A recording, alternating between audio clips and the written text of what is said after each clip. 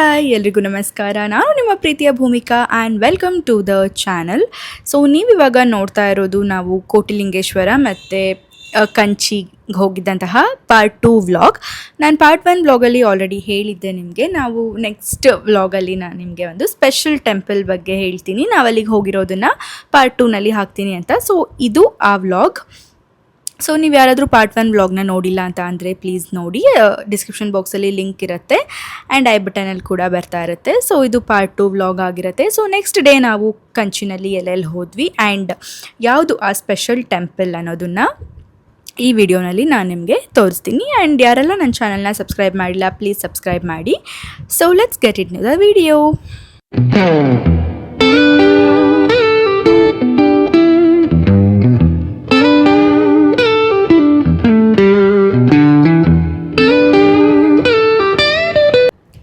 So ನಾವು ಕಂಚಿನಲ್ಲಿ ಬಂದಿದ್ದು next day Varadaraju Perumal ಟೆಂಪಲ್ಗೆ. ಈ ಟೆಂಪಲ್ ತುಂಬಾ ಪವರ್ಫುಲ್ ಆ್ಯಂಡ್ ತುಂಬಾ ವಿಶೇಷತೆ ಇರುವಂತಹ ಒಂದು ಟೆಂಪಲ್ ಆಗಿದೆ. ಸೊ ಇದ್ರ ವಿಶೇಷತೆ ಏನು ಅಂತ ನಾನು ನಿಮಗೆ ಮುಂದೆ ಹೋಗ್ತಾ ತಿಳಿಸ್ತೀನಿ. ಸೊ ಸದ್ಯಕ್ಕೆ ಫಸ್ಟು ಉತ್ಸವ ನೋಡಿಕೊಂಡು ನಾವು ದೇವಸ್ಥಾನದ ಒಳಗೆ. Hello, good morning. ಇವತ್ತು ಸಂಡೇ ವ್ಲಾಗ್. ತಮಿಳ್ನಾಡಲ್ಲಿ ಸೆಕೆಂಡ್ ಡೇ ನಮಗೆ. ನಾವು ಬಂದಿರೋದು ವರದರಾಜು ಪೆರುಮಾಳರ್ ದೇವಸ್ಥಾನಕ್ಕೆ. ಇಲ್ಲಿ ಇದನ್ನು ಗೋಲ್ಡನ್ ಲಿಸರ್ಡ್ ಟೆಂಪಲ್ ಅಂತಲೂ ಹೇಳ್ತಾರೆ. ತುಂಬ ಬ್ಯೂಟಿಫುಲ್ ಆಗಿದೆ. ಇವತ್ತು ನಾವು ಇಲ್ಲಿ ಬಂದಾಗ ಕಲ್ಯಾಣ ಉತ್ಸವ ನಡೀತಾ ಇದೆ ದೇವ್ರದ್ದು. ಅದನ್ನು ನೋಡೋಕ್ಕೆ ಸಿಕ್ಕಿದ್ದು ನಮ್ಮ ಪುಣ್ಯ. ಟೆಂಪಲ್ ಅಂತೂ ತುಂಬ ಚೆನ್ನಾಗಿದೆ. ಆರ್ಕಿಟೆಕ್ಚರ್ ಇರ್ಬೋದು ಮತ್ತು ಈ ಗೋಪುರಗಳು ಎಲ್ಲದೂ ಅಷ್ಟೇ ತುಂಬಾ ಚೆನ್ನಾಗಿದೆ. ನಾವು ಬೆಳಿಗ್ಗೆ ಬೇಗ ಬಂದಿರೋದ್ರಿಂದ ಜನ ಸ್ವಲ್ಪ ಕಡಿಮೆ ಇದ್ದಾರೆ. ಸೊ ಬೇಗ ದರ್ಶನ ಆಗುತ್ತೆ. ಹೋಗೋಣ. ಸೊ ನಾವು ಇವಾಗ ಟೆಂಪಲ್ ಒಳಗೆ ಬಂದ್ವಿ. ಆ ಗೋಪುರದ ಪಕ್ಕ ಒಂದು ಕಲ್ಯಾಣಿ ಇದೆ. ಅದನ್ನು ಕ್ಯಾಪ್ಚರ್ ಮಾಡೋಕ್ಕಾಗಿಲ್ಲ, ನಾನು ಇಮೇಜ್ ಹಾಕಿರ್ತೀನಿ, ನೀವು ನೋಡ್ಬೋದು. ಆ ಕಲ್ಯಾಣಿಗೆ ತುಂಬ ವಿಶೇಷತೆ ಇದೆ. ಏನಪ್ಪ ಅಂತ ಅಂದರೆ ಆ ಕಲ್ಯಾಣಿ ಒಳಗೆ ದೇವರ ವಿಗ್ರಹ, ವಿಷ್ಣು ದೇವರ ವಿಗ್ರಹ ಅಂದರೆ ವರದರಾಜು ಪೆರುಮಾಳ್ ವಿಗ್ರಹ ಏನಿದೆ ಆ ಒಂದು ವಿಗ್ರಹನ ಮುಳುಗಿಸಿಟ್ಟಿರ್ತಾರೆ ಈ ಒಂದು ಕಲ್ಯಾಣಿ ಒಳಗೆ. 40 ವರ್ಷಕ್ಕೊಂದ್ಸತಿ ಅದನ್ನು ಆಚೆ ತೆಗೆದು ಅದಕ್ಕೆ ಪೂಜೆ ಮಾಡ್ತಾರೆ. ಯಾಕೆ ಅಲ್ಲಿ ಮುಳುಗಿಸಿಟ್ಟಿರ್ತಾರೆ ಅಂತ ಅಂದರೆ ಒಂದು ಸತಿ ಬ್ರಹ್ಮ ಯಜ್ಞ ಮಾಡ್ತಾ ಇದ್ರಂತೆ ಕಂಚಿನಲ್ಲಿ. ಆವಾಗ ಆ ಯಜ್ಞದಿಂದ ಬರುವಂತಹ ಅಗ್ನಿ ಏನಿದೆ ಆ ಅಗ್ನಿ ದೇವರ ವಿಗ್ರಹಕ್ಕೆ ಸ್ಪರ್ಶ ಆಗುತ್ತಂತೆ. ಆ ಸ್ಪರ್ಶ ಆದಾಗ ಬ್ರಹ್ಮದೇವರು ದೇವರನ್ನು ಕೇಳ್ತಾನೆ ಏನು ಮಾಡೋದು ಅಂತ. ಯಾಕಪ್ಪ ಅಂತ ಅಂದರೆ ಆ ಒಂದು ವಿಗ್ರಹನ ಮಾಡಿರುವಂಥದ್ದು ಅತ್ತಿ ಮರದಿಂದ. ಸೊ ಮರಕ್ಕೆ ಬೆಂಕಿ ತಗಲಿದ್ರೆ ಸುಟ್ಟೋಗುತ್ತೆ. ಸೊ ಹಾಗಾಗಿ ಏನು ಮಾಡೋದು ಅಂತ ಕೇಳಿದಾಗ ದೇವರು ಹೇಳ್ತಾರಂತೆ ಆ ಒಂದು ವಿಗ್ರಹನ ಶೇಷ ಸರ್ಪಗಳು ಇರುವಂತಹ ಒಂದು ಸರೋವರದಲ್ಲಿ ಮುಳುಗಿಸಿಟ್ಟಿರಬೇಕು ಅಂತ. ಸೊ ಹಾಗಾಗಿ ಅದನ್ನು ಕಲ್ಯಾಣಿ ಒಳಗೆ ಮುಳುಗಿಸಿಟ್ಟಿರ್ತಾರೆ. ಅದಕ್ಕೆ ಅನಂತ ಸರೋವರ ಅಂತ ಕೂಡ ಹೇಳ್ತಾರೆ ಆ ಒಂದು ಕಲ್ಯಾಣಿಗೆ. ಸೊ ಹಾಗಾಗಿ 40 ವರ್ಷಕ್ಕೊಮ್ಮೆ ಅದಕ್ಕೆ ಪೂಜೆ ಮಾಡಿ 48 ದಿನಗಳ ಕಾಲ ಪೂಜೆ ನಡೆಯುತ್ತೆ. ನಮ್ಮ ಗ್ಯಾಂಗ್ 3 ಜನ ಇಲ್ಲಿದ್ದಾರೆ, ಇನ್ನು 3 ಜನ ಅಲ್ಲಿದ್ದಾರೆ.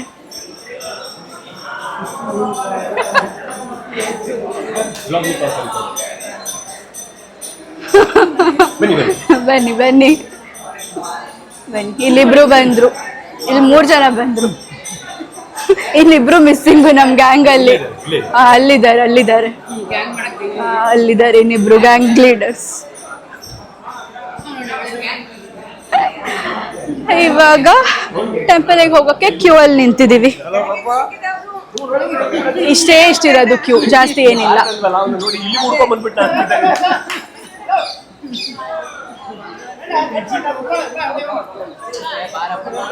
ಇಷ್ಟೇ ಜನ. ನಾವಿಲ್ಲಿ ಏನು ಸ್ಪೆಷಲ್ ಎಂಟ್ರಿ ಎಲ್ಲ ಏನು ಟಿಕೆಟ್ ತಗೊಂಡಿಲ್ಲ, ಡೈರೆಕ್ಟಾಗಿ ಫ್ರೀ ದರ್ಶನಕ್ಕೆ ಹೋಗ್ತಾ ಇದ್ದೀವಿ ಬಿಕಾಸ್ ಜನ ಕಮ್ಮಿ ಇರೋದ್ರಿಂದ.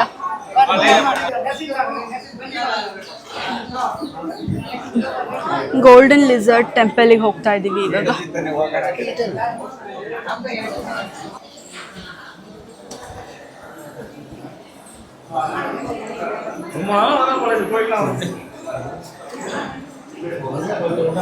ಟೆಂಪಲ್ ಒಳಗಡೆ ಎಂಟರ್ ಆದ್ವಿ ಇವಾಗ. ನೋಡ್ಬೋದು ನೀವು ಎಷ್ಟು ಬ್ಯೂಟಿಫುಲ್ ಆಗಿರೋ ಆರ್ಕಿಟೆಕ್ಚರ್ ಇದೆ ಇಲ್ಲಿ.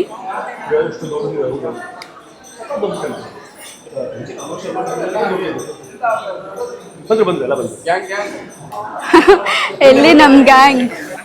ಆ್ಯಕ್ಚುಲಿ ಈ ಕಡೆ ಬಂದರೆ ಕ್ಯೂ ಜಾಸ್ತಿನೇ ಇದೆ. ಹೌದು.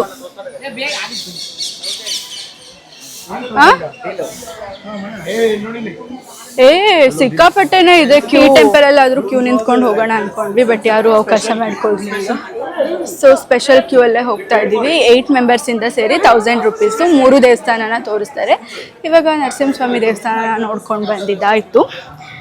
ಈಗ ನೆಕ್ಸ್ಟು ಗೋಲ್ಡನ್ ಲಿಸರ್ಟ್ ಟೆಂಪಲ್ಗೆ ಹೋಗ್ತಾ ಇದ್ದೀವಿ. ಡೈರೆಕ್ಟ್ ಎಂಟ್ರಿ, ಎಲ್ಲ ಕಡೆ ಕ್ಯೂನೂ ಇಲ್ಲ ಏನೂ ಇಲ್ಲ. ನೋಡಿ, ಈ ಕಡೆಯಿಂದ ಎಲ್ಲ ಜನನೇ ಇಲ್ಲ, ಯಾರು ಜನ ಇಲ್ಲ, ಫುಲ್ ಖಾಲಿ ಇದೆ. ಡೈರೆಕ್ಟಾಗಿ ದರ್ಶನ ಮಾಡಿಸ್ಕೊಡ್ತಾರೆ.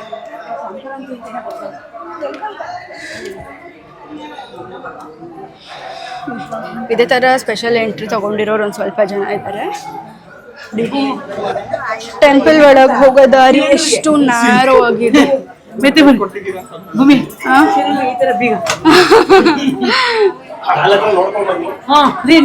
ಸಿಕ್ಕಾಪಟ್ಟೆ ನ್ಯಾರೋ ಇದೆ ಈ ದೇವಸ್ಥಾನ. ಇಲ್ಲಿಗೆ ಹೋಗೋ ದಾರಿ, ಎಂಟ್ರಿ ಆ್ಯಂಡ್ ಎಕ್ಸಿಟ್ ಎರಡೂ ಒಂದೇ ಕಡೆ. ಸೊ ಸ್ವಲ್ಪ ಕ್ಲಮ್ಸಿ ರಶ್ ಆಗಿದೆ. ಸೊ ಇದೇ ವರದರಾಜ ಪೆರುಮಾಳ್ ವಿಗ್ರಹ, ವಿಷ್ಣುವಿನ ವಿಗ್ರಹ. ನೋಡೋದಕ್ಕೆ ನಿಜವಾಗ್ಲೂ 2 ಕಣ್ಣು ಸಾಲ್ತಾ ಇಲ್ಲ. ತಿರುಪತಿನಲ್ಲಿ ಹೆಂಗಿದೆ ವಿಗ್ರಹ, ಇಲ್ಲೂ ಅದೇ ಥರ ಇತ್ತು. ದೇವರ ದರ್ಶನ ಅಂತೂ ತುಂಬಾ ಚೆನ್ನಾಗಾಯಿತು. ಸ್ಪೆಷಲ್ ಎಂಟ್ರಿ ತೊಗೊಂಡಿದ್ದರಿಂದ ತುಂಬ ಹತ್ತಿರದಿಂದ ದರ್ಶನ ಆಯಿತು ನಮಗೆ. ನಿಜವಾಗ್ಲೂ ಮನಸ್ಸಿಗೆ ತುಂಬಾ ಸಂತೋಷ ಆಯಿತು. ನೋಡ್ತಾನೆ ನಿಂತುಬಿಟ್ಟಿದ್ವಿ ನಾವಂತೂ. ಸೊ ಅದಾದಮೇಲೆ ನಾವು ಗೋಲ್ಡನ್ ಲಿಸರ್ಟ್ ನೋಡೋದಕ್ಕೆ ಹೋದ್ವಿ. ಅಲ್ಲಿ ತುಂಬಾ ಸ್ಟ್ರಿಕ್ಟ್ ರೂಲ್ಸ್ ಇತ್ತು. ಫೋಟೋಶೂಟ್ ಆ್ಯಂಡ್ ವೀಡಿಯೋಸ್ ಯಾವುದೂ ತೊಗೊಳ್ಳೋ ಹಾಗಿರಲಿಲ್ಲ. ಸೊ ಹಾಗಾಗಿ ಇಮೇಜ್ ಹಾಕಿರ್ತೀನಿ. ಇದರದ್ದು ವಿಶೇಷತೆ ಏನಪ್ಪ ಅಂತ ಅಂದರೆ, ಸಾಮಾನ್ಯವಾಗಿ ಮೈ ಮೇಲೆಲ್ಲ ಹಲ್ಲಿ ಬಿದ್ದರೆ ಕೆಟ್ಟದ್ದು ಅಂತ ಹೇಳ್ತಾರೆ. ಬಟ್ ಈ ದೇವಸ್ಥಾನಕ್ಕೆ ಹೋಗಿ ಇಲ್ಲಿ ಹಲ್ಲಿನ ಮುಟ್ಟಿ ನಮಸ್ಕಾರ ಮಾಡಿಕೊಂಡ್ರೆ ಅದು ಏನು ದೋಷ ಇರಲ್ಲ, ದೋಷ ಎಲ್ಲ ನಿವಾರಣೆ ಆಗುತ್ತೆ. ಹಾಗೆ ಮುಂದೆ ಯಾವುದೇ ಥರ ಮೈ ಮೇಲೆ ಹಲ್ಲಿ ಬಿದ್ದರೂ ಏನೂ ತೊಂದರೆ ಆಗಲ್ಲ ಅಂತ ಹೇಳ್ತಾರೆ. ದರ್ಶನ ಎಲ್ಲ ಮಾಡಿ ಆದಮೇಲೆ ನಾವು ತಿಂಡಿ ತಿನ್ನೋದಕ್ಕೆ ಅಂತ ಹೋಟೆಲಿಗೆ ಬಂದ್ವಿ. ಉಡುಪಿ ಶ್ರೀಕೃಷ್ಣ ಹೋಟೆಲ್. ಅದು ದೇವಸ್ಥಾನದಿಂದ ಅರೌಂಡ್ 1 ಕಿಲೋಮೀಟರ್ ದೂರದಲ್ಲಿ ಅಷ್ಟೇ ಇರೋದು. ಸೊ ಪ್ಯೂರ್ ವೆಜ್ ರೆಸ್ಟೋರೆಂಟ್ ಅಂತ ಸರ್ಚ್ ಮಾಡಿದ್ವಿ, ಫಸ್ಟ್ ಸಿಕ್ಕಿದ್ದೇ ಇದು. ಸೊ ಹಾಗಾಗಿ ಅಂದರೆ ನಾವು ನೆಕ್ಸ್ಟ್ ಹೋಗಬೇಕಾಗಿದ್ದ ಪ್ಲೇಸಿಗೆ ಆನ್ ದ ವೇ ಯಾವುದಿದೆ ಅಂತ ಸರ್ಚ್ ಮಾಡಿದ್ವಿ, ಇದು ಸಿಕ್ತು. ಸೊ ಹಾಗಾಗಿ ಇಲ್ಲಿ ಬಂದ್ವಿ. ಟೇಸ್ಟ್ ಏನೋ ಸಖತ್ತಾಗೇ ಇತ್ತು.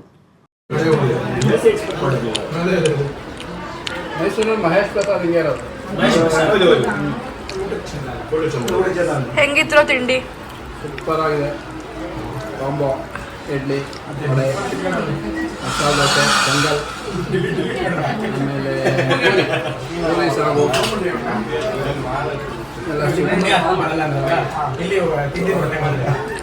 ಕಂಚಿ ಗೋಲ್ಡನ್ ಲಿಸರ್ಟ್ ಟೆಂಪಲಿಂದ ಒಂದು 1 ಕಿಲೋಮೀಟರ್ ದೂರದಲ್ಲಿರೋದು ಈ ಟೆಂಪಲ್. ಟೆಂಪಲ್ ಅಂತಿದ್ದೀವಿ. ಕಂಚಿ ಗೋಲ್ಡನ್ ಲಿಸರ್ಟ್ ಟೆಂಪಲಿಂದ 1 ಕಿಲೋಮೀಟರ್ ದೂರದಲ್ಲಿರೋದು ಈ ಉಡುಪಿ ಕೃಷ್ಣ ಹೋಟೆಲ್ಲು. ಇದು ಪಲರ್ ರಿವರ್ ಅಂತೆ. ಗೂಗಲ್ ಮ್ಯಾಪ್ಸಲ್ಲಿ ಈ ಥರ ಇದೆ. ಒರಿಜಿನಲ್ ವ್ಯೂ ಈ ಥರ ಇದೆ. ಒಂದು ಹನಿ ನೀರಿಲ್ಲ.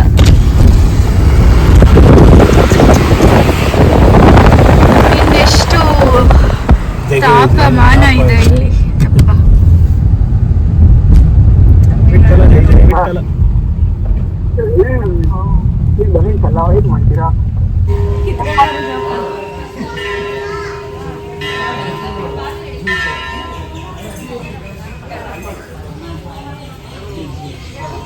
ನಾವು ಕಂಚಿನಲ್ಲಿ ಗೋಲ್ಡನ್ ಲಿಸರ್ಟ್ ಟೆಂಪಲ್ ಮುಗಿಸ್ಕೊಂಡು ತಿಂಡಿ ತಿನ್ಕೊಂಡು ವಾಪಸ್ ತಿರುವಣ್ಣಾಮಲೈಗೆ ಹೋಗ್ತಾ ಇರುವಾಗ ಆನ್ ದ ವೇ ಒಂದು ಬ್ಯೂಟಿಫುಲ್ ಆಗಿರೋ ಗೋಪುರ ಕಾಣಿಸ್ತು. ಹಾಗಾಗಿ ಆ ಟೆಂಪಲಿಗೆ ಬರೋಣ ಅಂತ ಬಂದಿದ್ದೀವಿ.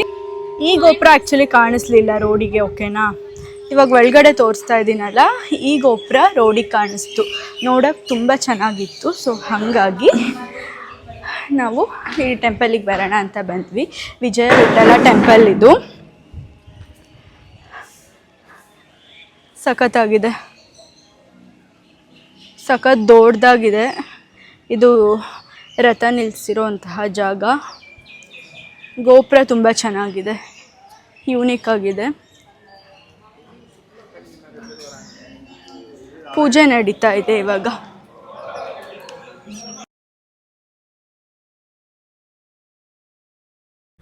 ಆ್ಯಕ್ಚುಲಿ ಈ ಟೆಂಪಲಿಗೆ ಹೋಗೋ ಪ್ಲ್ಯಾನೇ ಇರಲಿಲ್ಲ ಆಯಿತಾ, ಬಟ್ ನೋಡೋದಕ್ಕೆ ತುಂಬಾ ಯುನೀಕ್ ಆಗಿದೆ ಅಂತ ಅನ್ನಿಸ್ತು. ಸೊ ಹಾಗಾಗಿ ಹೆಂಗಿದೆ ಎಕ್ಸ್ಪ್ಲೋರ್ ಮಾಡೋಣ ಅಂತ ರ್ಯಾಂಡಮ್ ಆಗಿ ಹೋದ್ವಿ ಈ ದೇವಸ್ಥಾನಕ್ಕೆ. ಬಟ್ ಸಖತ್ ಒಳ್ಳೆ ಡಿಸಿಷನ್ ತೊಗೊಂಡ್ವಿ ಅಲ್ಲಿಗೆ ಹೋಗೋದ್ರಿಂದ. ಯಾಕೆ ಅಂದರೆ ದೇವ್ರಂತೂ ಎಷ್ಟು ಚೆನ್ನಾಗಿತ್ತು ಅಂದರೆ, ವಿಠ್ಠಲ ಮತ್ತು ರುಕ್ಮಿಣಿ ವಿಗ್ರಹ ಇದ್ದಿದ್ದು ಅಲ್ಲಿ. ಸೀರಿಯಸ್ಲಿ ನೋಡ್ಬೋದು ನೀವು, ಎಷ್ಟು ಸಖತ್ತಾಗಿದ್ದು ಗೊತ್ತಾ. ಅಲ್ಲಿ ಕೂತ್ಕೊಂಡು ನಾವಲ್ಲೇ ತಲ್ಲೀನರಾಗೋಗಿದ್ವಿ. ಹೊರಡೋಣ ಟೈಮ್ ಆಗ್ತಿದೆ ಅಂತ ಕರಿತಿದ್ರು ಎಲ್ಲರೂ, ಬಟ್ ಎದ್ದೇ ಬರಲಿಲ್ಲ. ತುಂಬಾ ಚೆನ್ನಾಗಿತ್ತು. ಆ ಟೆಂಪಲ್ ನೋಡಿ ನಾವು ನೆಕ್ಸ್ಟ್ ಹೋಗ್ತಾ ಇರೋದು ತಿರುವಣ್ಣಾಮಲೈಗೆ. ಎಸ್, ನಾನು ನಿಮಗೆ ಒಂದು ಸ್ಪೆಷಲ್ ಟೆಂಪಲ್ನ ತೋರಿಸ್ತೀನಿ, ತುಂಬ ಪವರ್ಫುಲ್ ಟೆಂಪಲ್ ಅಂತ ಹೇಳಿದ್ನಲ್ಲ, ಇದೇ ಆ ಟೆಂಪಲ್. ತಿರುವಣ್ಣಾಮಲೈಯಲ್ಲಿರುವಂತಹ ಅರುಣಾಚಲೇಶ್ವರ ದೇವಸ್ಥಾನ. ಇವಾಗ ನಾವು ಅಲ್ಲಿಗೆ ಹೋಗ್ತಾ ಇದ್ದೀವಿ. ಬನ್ನಿ ಮುಂದೆ ನೋಡೋಣ ಏನಿದೆ ಅಲ್ಲಿ ಅಂತ, ಯಾಕೆ ಅದು ತುಂಬ ಸ್ಪೆಷಲ್ ಅಂತ ಹೇಳ್ತೀನಿ.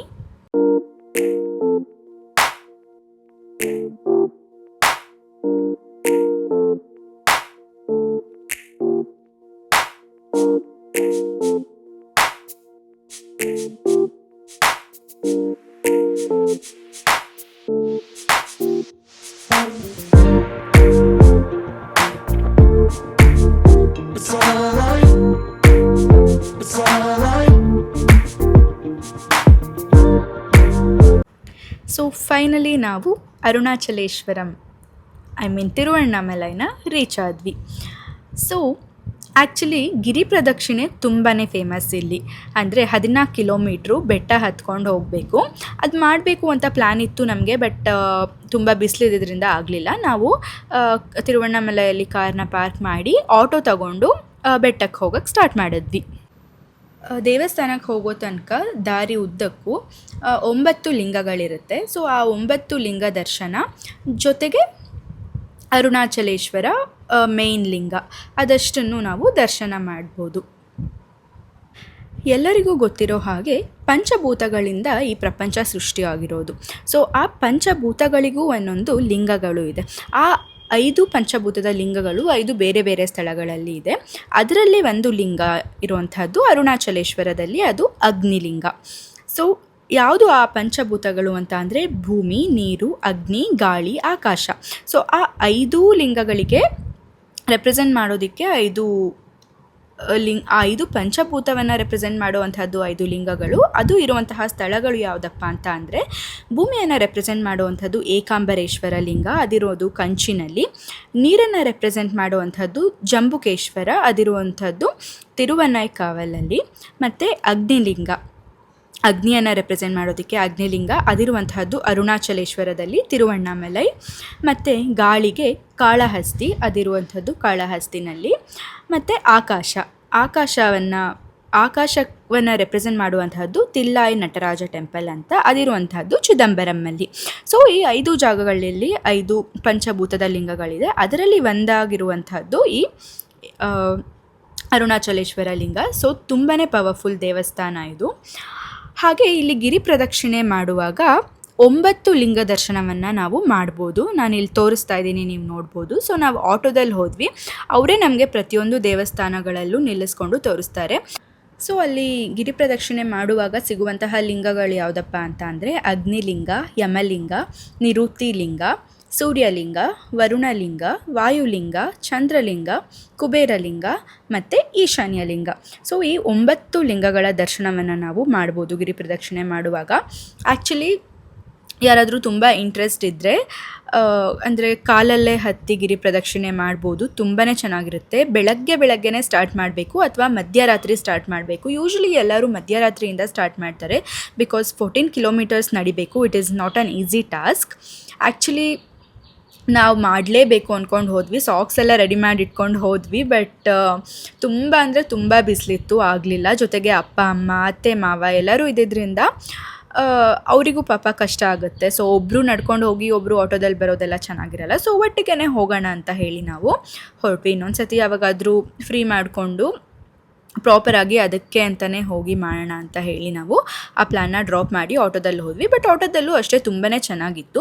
ಆ್ಯಂಡ್ ನೀವು ಕಾರಲ್ಲಿ ಬೇಕಾದರೂ ಹೋಗ್ಬೋದು, ಓನ್ ವೆಹಿಕಲ್ ಇದ್ದರೂ ಹೋಗ್ಬೋದು. ಬಟ್ ಪ್ರತಿಯೊಂದು ಲಿಂಗದ ಹತ್ರನೂ ನಿಲ್ಲಿಸಿ ದರ್ಶನ ಮಾಡೋಕ್ಕೆ ಲೇಟ್ ಆಗುತ್ತೆ, ಬಿಕಾಸ್ ಅಲ್ಲಿ ಪಾರ್ಕಿಂಗ್ ಸಮಸ್ಯೆ ಆಗ್ಬೋದು. ಸೊ ಹಾಗಾಗಿ ನಾವು ಕೆಳಗಡೆ ಬೆಟ್ಟದ ಕೆಳಗಡೆನೇ ಗಾಡಿ ನಿಲ್ಲಿಸಿ ಆಟೋದಲ್ಲಿ ಹೋದ್ವಿ. ನೋಡಿ ಇಲ್ಲಿ ಕ್ಯೂಟೀಸ್ ಎಷ್ಟು ಕ್ಯೂಟ್ ಆಗಿದೆ, ಅದಂತೂ ಮಗು ನಿಂತ್ಕೊಂಡಿದೆ. ಮಾರುತಿ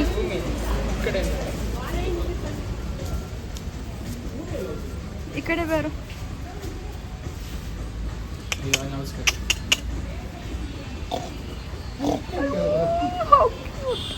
ಸಖತ್ತಾಗಿದೆ, ಹೆಂಗ್ ಕೂತಿದೆ ನೋಡಲ್ಲಿ.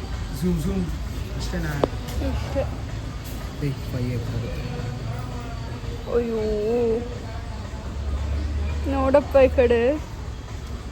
ಈ ತಿರುವಣ್ಣಾಮಲೆಯಲ್ಲಿ ಅರುಣಾಚಲೇಶ್ವರ ಗಿರಿ ಹೇಗೆ ಪ್ರಾರಂಭ ಆಯಿತು ಅಂತ ಅಂದರೆ, ಒಮ್ಮೆ ಬ್ರಹ್ಮ ಮತ್ತು ವಿಷ್ಣು ಇಬ್ಬರು ಕೂಡ ಇಬ್ಬರಲ್ಲಿ ಯಾರು ತುಂಬ ಶ್ರೇಷ್ಠರು ಅಂತ ಹೇಳಿ ವಾದ ಮಾಡ್ತಾ ಇರ್ತಾರಂತೆ. ಸೊ ಆ ಸಮಯದಲ್ಲಿ ಈಶ್ವರ ಅವರ ಅಜ್ಞಾನವನ್ನು ಹೋಗಲಾಡಿಸೋದಕ್ಕೆ ಅಂತ ಹೇಳಿ ಒಂದು ದೊಡ್ಡ ಸ್ತಂಭದ ರೀತಿಯಲ್ಲಿ ಅವರಿಗೆ ಕಾಣಿಸ್ಕೊತಾನಂತೆ. ಸೊ ವರಾಹ ರೂಪವನ್ನು ತಾಳಿ ಶ್ರೀ ವಿಷ್ಣು ಅವರ ಪಾದವನ್ನು, ಅಂಕಣದ ಪಾದವನ್ನು ನೋಡೋದಕ್ಕೆ ಹೋದರೆ ಬ್ರಹ್ಮದೇವರು ಹಂಸದ ರೂಪವನ್ನು ತಾಳಿ ಅದು ಎಷ್ಟು ಎತ್ತರ ಇದೆ ಅಂತ ನೋಡ್ತಾರೆ, ಆದರೆ ಅದರದ್ದು ಮಿತಿ ಎಷ್ಟಿದೆ ಅಂತ ಇಬ್ಬರೂ ಕೂಡ ನೋಡೋದಿಲ್ಲ.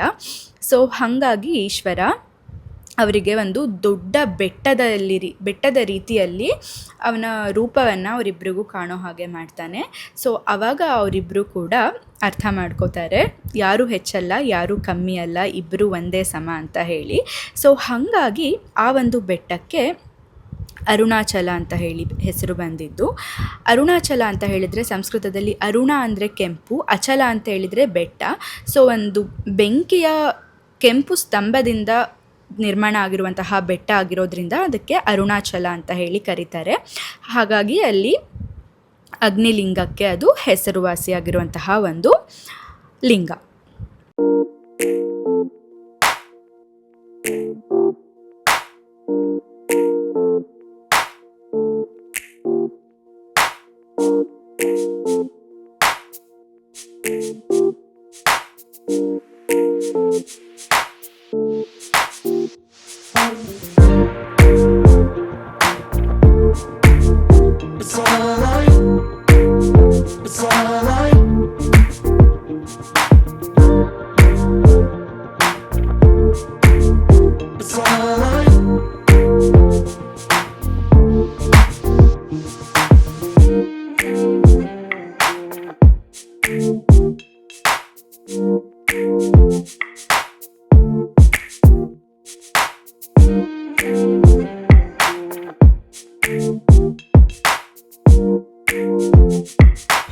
ಅರುಣಾಚಲೇಶ್ವರ ದೇವಸ್ಥಾನಕ್ಕೆ ಹೋಗ್ತಾ ಇದ್ದೀವಿ. ಇದೆ ಗೋಪುರ.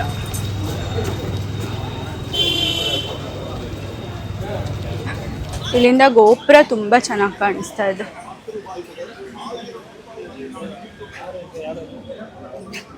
ತುಂಬಾ ರಶ್ ಇದೆಯಂತೆ.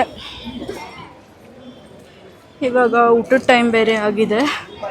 ದೇವಸ್ಥಾನ ಕ್ಲೋಸ್ ಆಗಿರುತ್ತಾ ಏನೋ ಗೊತ್ತಿಲ್ಲ, ನೋಡೋಣ. ಒಳಗೆ ಬರ್ತಾ ಎಲ್ಲರೂ ಈ ಥರ ಹಣೆಗಚ್ಚೆ ಇಡಿಸ್ಕೊಂಡಿದ್ದೀವಿ. ಆ ಕಡೆ ಈ ಕಡೆ ಈ ಥರ ಶಾಪಿಂಗ್ ಇದೆ. ಸಿಕ್ಕಾಪಟ್ಟೆ ಶೆಕೆ ಆಯ್ತಾ ಇಲ್ಲಂತೂ. ಆದರೆ ಇಲ್ಲಿಂದ ಹೋಗಬೇಕು, ಸಖತ್ ದೂರ ಇದೆ. ಗಿರಿವಲಂ, ವೇ ಟು ಗಿರಿವಲಂ. ನಾವು ಮೋಸ್ಟ್ಲಿ ಸ್ಪೆಷಲ್ ಎಂಟ್ರಿ ಟಿಕೆಟ್ ತಗೋತೀವಿ, ನೋಡೋಣ. ಡೀಲಿಂಗ್ ಆಗ್ತಾ ಇದೆ ಇಲ್ಲಿ ಸ್ಪೆಷಲ್ ಎಂಟ್ರಿಗೆ. ಏನು ಡೀಲ್ ಮಾಡ್ತಿದ್ದಾರೋ ಗೊತ್ತಿಲ್ಲ, ಎಷ್ಟಕ್ಕೆ ಡೀಲ್ ಮಾಡ್ತಿದ್ದಾರೆ ಅಂತ. ನಿನ್ನೆಯಿಂದ ಇದೇ ಕೆಲಸ ಆಗಿದೆ ನಮಗೆ.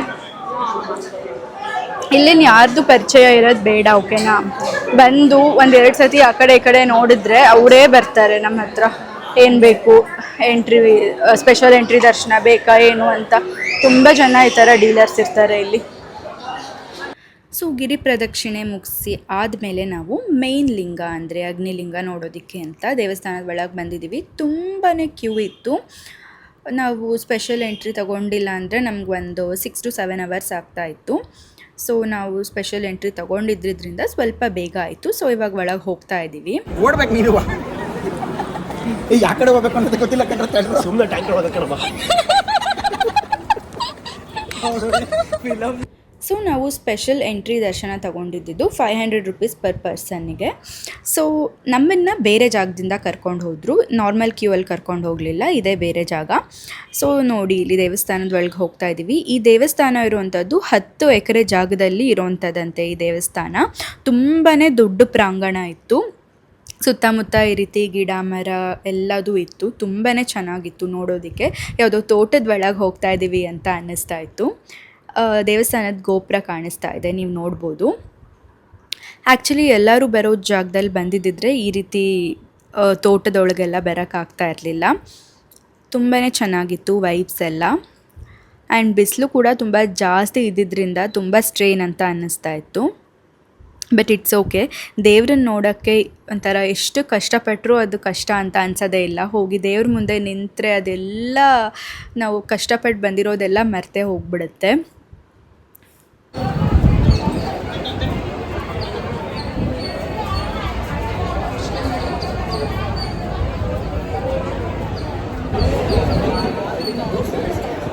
ನಾರ್ಮಲ್ ಪೀಪಲ್ ಕ್ಯೂ ನಿಂತಿದ್ದಾರೆ. ನಾವು ಸ್ಪೆಷಲ್ ಎಂಟ್ರಿ ದರ್ಶನದಲ್ಲಿ ಒಳಗೆ ಹೋಗ್ತಾ ಇದ್ದೀವಿ. ಆವರಣ ಅಂತೂ ತುಂಬಾ ಚೆನ್ನಾಗಿದೆ. ಹೋಗೋಣ, ಇಲ್ಲಿಂದ ಗೋಪುರ ಕಾಣಿಸುತ್ತೆ ಆ್ಯಕ್ಚುಲಿ.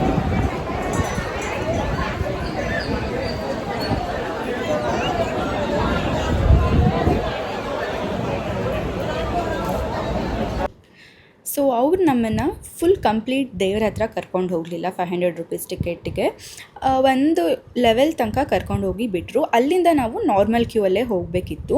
ಅಲ್ಲಿಂದ ಅಲ್ಲಿಗೆ ಹೋಗೋದಕ್ಕೇ ನಮಗೆ 1 ಅವರ್ ಆಯಿತು ಗೊತ್ತಾ. ಸೀರಿಯಸ್ಲಿ, ಇನ್ನು ಸ್ಟಾರ್ಟಿಂಗಿಂದ ನಾರ್ಮಲ್ ಕ್ಯೂ ಅಲ್ಲಿ ನಿಂತಿದ್ದಿದ್ರೆ ಅಷ್ಟೇ ನಮ್ಮ ಕತೆ. ಇವಾಗ ಕ್ಯೂ ಅಲ್ಲಿ ನಿಂತಿದ್ದೀವಿ, ದರ್ಶನಕ್ಕೆ ಹೋಗಬೇಕು ಇನ್ನೇನು. ಅರುಣಾಚಲೇಶ್ವರ ದೇವಸ್ಥಾನದ್ದು ದರ್ಶನ ಆಯಿತು. ಇವಾಗ ಸಿಕ್ಕಾಪಟ್ಟೆ ರಶ್ ಇತ್ತು. ಎಷ್ಟೊತ್ತಾಯಿತು? 1 ಅವರ್ ಆಯ್ತಲ್ವಾ? 1.5 ಅವರ್ ಆಯಿತು ನಮಗೆ ದರ್ಶನ ಆಗೋಕ್ಕೆ. ಯಪ್ಪ ಸಾಕಾಗೋಯ್ತು. ಅದರಲ್ಲೂ ನಾವು 500 ಪರ್ ಪರ್ಸನ್ ಟಿಕೆಟ್ ತೊಗೊಂಡು ಹೋಗಿದ್ದು, ಅಷ್ಟಕ್ಕೆ ಅಷ್ಟು ಹೊತ್ತಾಯಿತು. ಇನ್ನು ಜನರಲಲ್ಲಿ ಹೋಗಿದ್ರಂತೂ 4-5 ಅವರ್ಸ್. ನಾವೆಲ್ಲಿ ನಿಂತಿದ್ದು ಅವ್ರನ್ನ ಕೇಳ್ತಿದ್ವಿ ಎಷ್ಟೊತ್ತಿಂದ ನಿಂತಿದ್ರಿ ಅಂತ. ಅವ್ರು ಹೇಳ್ತಿದ್ರು ಬೆಳಿಗ್ಗೆ 10 o'clock ನಿಂತಿರೋದಕ್ಕೆ ಇವಾಗ 3:30-4 ಗಂಟೆ ಟೈಮಿಗೆ ದರ್ಶನ ಆಗಿದೆ ಅವ್ರಿಗೆಲ್ಲ. ತುಂಬಾ ರಶ್ ಇದೆ. ಜನರಲಲ್ಲಿ ಹೋಗೋಕ್ಕೆ ಸಾಧ್ಯನೇ ಇಲ್ಲ. ತುಂಬ ಗಟ್ಟಿಯಾಗಿದ್ದೀವಿ ಅಂತ ಅಂದರೆ ಹೋಗ್ಬೋದು ಅಷ್ಟೇ. ತಮಿಳ್ನಾಡು ಕಡೆ ಎಲ್ಲ ದೇವಸ್ಥಾನದಲ್ಲೂ ಹೀಗೆ ರಶ್ ಅಂದರೆ ರಶ್ ಆಗುತ್ತೆ. ಇವಾಗ ಆಯಿತು, ದರ್ಶನ ಆಯಿತು. ಪ್ರಸಾದ ತಗೊಂಡ್ಬರಕ್ಕೆ ಹೋಗಿದ್ದಾರೆ. ಪ್ರಸಾದ ತಿಂದ್ಕೊಂಡು ಊರಿಗೆ ಹೋಗೋದೆ. ಬಾಯ್ ಬಾಯ್. ಸೊ ಅದಾದಮೇಲೆ ನಾವು ಪ್ರಸಾದ ತಿಂದು ಹೊಟ್ಟೆ ತುಂಬಲಿಲ್ಲ ಅಂತ ಹೋಟೆಲಲ್ಲಿ ಊಟ ಮಾಡೋಕ್ಕೆ ಅಂತ ಬಂದ್ವಿ. ಫುಲ್ ಎಲ್ಲರಿಗೂ ಸುಸ್ತಾಗಿ ಹೋಗಿತ್ತು. ತಿನ್ನೋಕ್ಕೆ ಏನಾದರೂ ಸಿಕ್ಕರೆ ಸಾಕು ಅನ್ನೋ ಥರ ಆಗಿತ್ತು. ಒಳ್ಳೆ ರೆಸ್ಟೋರೆಂಟ್ ಬೇರೆ ಸಿಕ್ತು. ಸಖತ್ತಾಗಿ ಸಿಕ್ಕಿದ್ದೆಲ್ಲ ಆರ್ಡರ್ ಮಾಡಿಕೊಂಡು ಚೆನ್ನಾಗಿ ಹೊಟ್ಟೆ ತುಂಬ ತಿಂದ್ವಿ. ಅದಾದಮೇಲೆ ನಾವು ವಾಪಸ್ ಊರಿಗೆ ಹೊರಟ್ವಿ. ಸೊ 2 ದಿನವೂ ತಮಿಳ್ನಾಡಲ್ಲಿ ದೇವರ ದರ್ಶನ ಎಲ್ಲ ತುಂಬ ಚೆನ್ನಾಗಾಯಿತು. ಇವಾಗ ಎಲ್ಲ ದರ್ಶನ ಮುಗಿಸ್ಕೊಂಡು ನಾವು ವಾಪಸ್ ಬೆಂಗಳೂರಿಗೆ ಹೊರಟಿದ್ದೀವಿ. ಇಲ್ಲಿ ಹಿಂದ್ಗಡೆಯಿಂದ ನಮ್ಮ ಮಾವ BGM ಕೊಡ್ತಿದ್ದಾರೆ ಅಂತ. ಸೊ ಇವಾಗ ಊಟ ಆಯಿತು. ಊಟ ಅಂದರೆ ಸ್ನ್ಯಾಕ್ಸ್ ಆಯಿತು. ವಾಪಸ್ ಹೋಗ್ತಾ ಇದ್ದೀವಿ. ಸೊ ಇಷ್ಟೇ ಇವತ್ತಿನ ವ್ಲಾಗ್. ಈ ವ್ಲಾಗ್ ನಿಮಗೆ ಇಷ್ಟ ಆಗಿದ್ದರೆ ಪ್ಲೀಸ್ ಲೈಕ್ ಮಾಡಿ. ಆ್ಯಂಡ್ ಸಬ್ಸ್ಕ್ರೈಬ್ ಮಾಡದೆ ನೋಡ್ತಾ ಇದ್ದರೆ ಪ್ಲೀಸ್ ನನ್ನ ಚಾನಲ್ನ ಸಬ್ಸ್ಕ್ರೈಬ್ ಮಾಡಿ, ಶೇರ್ ಮಾಡಿ, ನೋ ಪ್ರಾಬ್ಲಮ್. ಸೊ ನನ್ನ ಜೊತೆಗೆ ನಿಮಗೂ ಎಲ್ಲರಿಗೂ ದೇವ್ರ ದರ್ಶನ ಮಾಡಿಸಿದ್ದೀನಿ. ಸೊ ಕಮೆಂಟ್ ಮಾಡಿ, ಓಕೆನಾ? ಬಾಯ್ ಬಾಯ್.